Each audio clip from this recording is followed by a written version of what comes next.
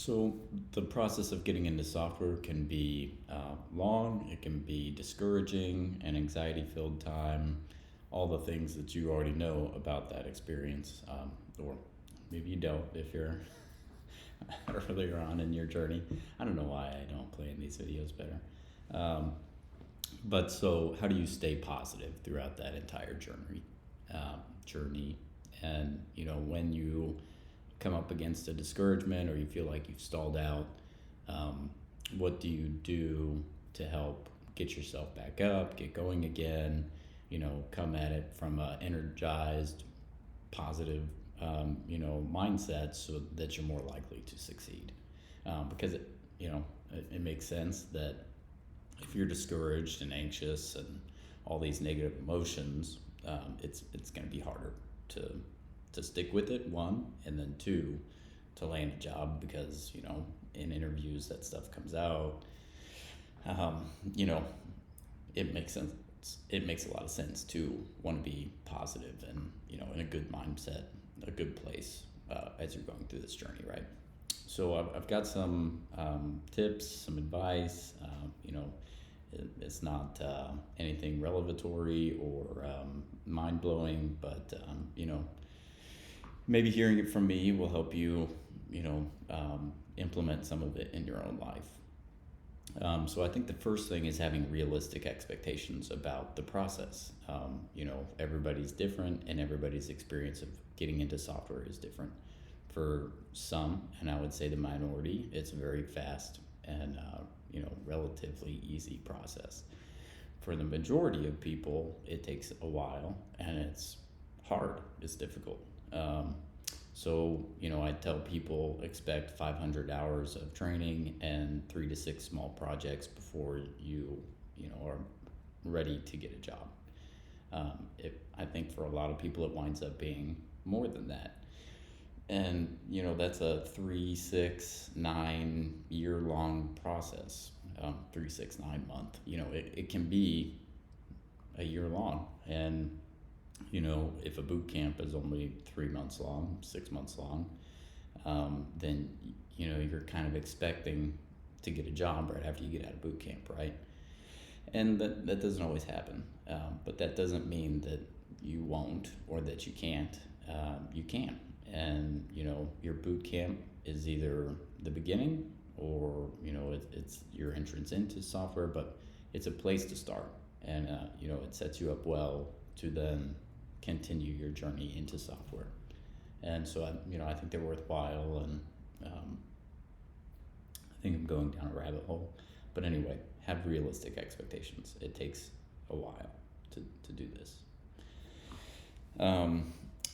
I think another thing you can do if you're feeling discouraged, feeling stalled out, anxious, is meet with people. And I would suggest meeting with two types of people: people who are in software and people who are in your situation, trying to get into software. And you meet with both for networking, sure, but also just encouragement. I think the more people you meet with, the more likely you are to, kind of have that positive, determined, you can do it, kind of mind frame, transfer to yourself from them.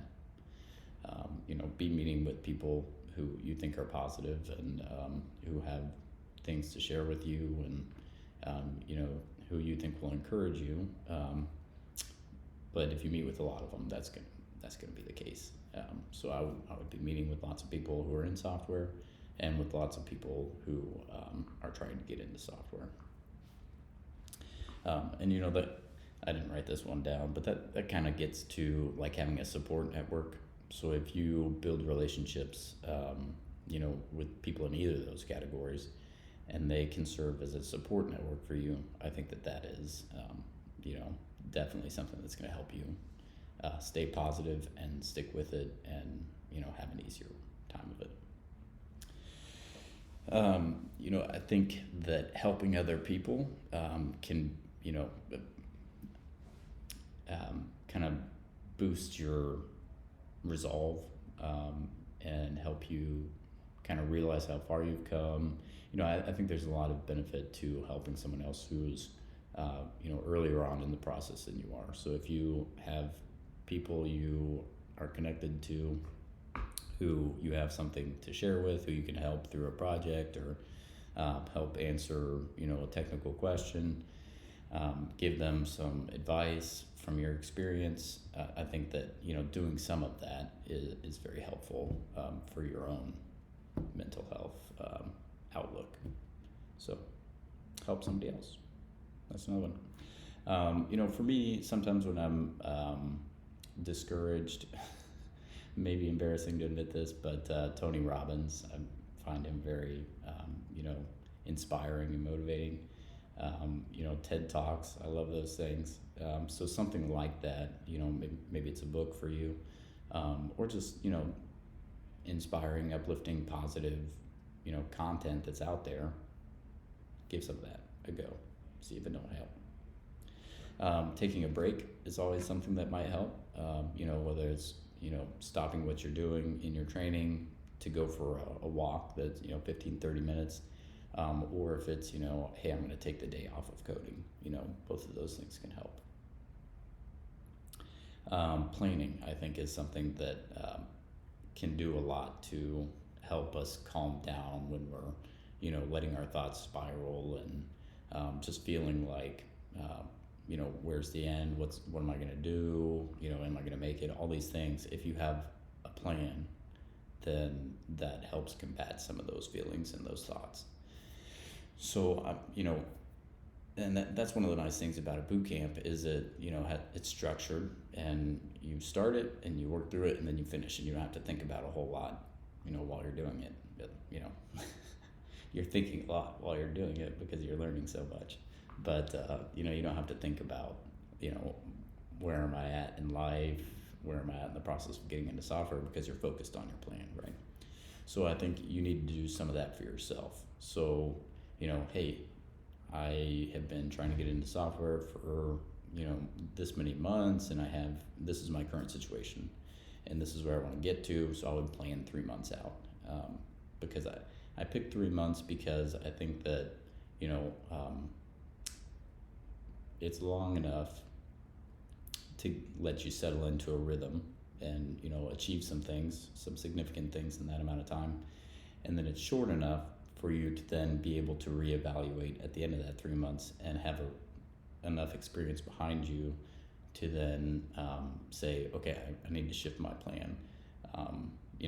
One, because it's not working, or two, because my interests have changed, and so I want to change, my training, curriculum that I'm giving myself. I've discovered I like this kind of software, and so I want to just pivot a little bit. So I think 3 months is a good amount of time. So plan, what are you going to do for networking? What are you going to do for, job applications? If you're doing job applications, I suggest just networking, but, and what does my training look like? So what am I going to do to increase and move forward in my, technical skill set? And then the last thing I have is have a sustainable situation. So, if you are struggling to pay your bills or, you have like a limited amount of runway to get into software, then that makes it a lot more difficult, a lot more stressful. You want to be in a sustainable situation during this process. And what that means to me is you can pay your bills and you have enough free time to focus on your training, focus on networking to get into software.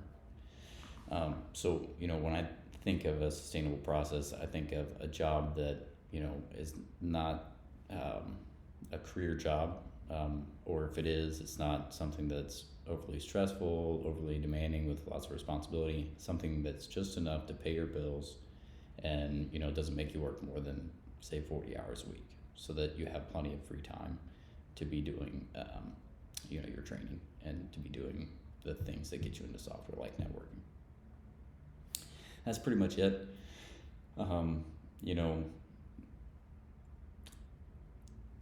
struggle's real. reach out to me if you want. I'm always happy to talk to people. And so, having conversations with people, I can be one of those for you. Reach out. We'll chat.